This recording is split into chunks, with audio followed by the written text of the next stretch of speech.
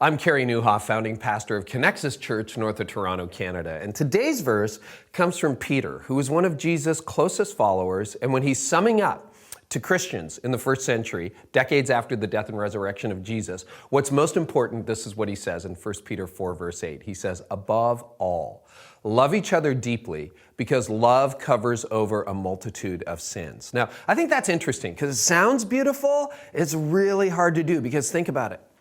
The people that you know the best are the people it's often hardest to love. Yeah, I mean, you fall in love, the whole deal. But after you've been married a little while or dating a little while, guess what? It's the people that you're closest to that you see the sins of most clearly. My wife sees my sins and I can irritate her. As a family, sometimes you get on each other's nerves. Your coworkers, they're like, easy to love someone from a distance, much harder to do it up close. So what is Peter saying? Like love covers over a multitude of sins? Well, you see, in our culture, usually we think of love as an emotion. In other words, you either feel it or you don't. And a number of years ago, my marriage went through a really tough season. And there were days where I woke up and my wife woke up and we didn't feel a lot of love for each other.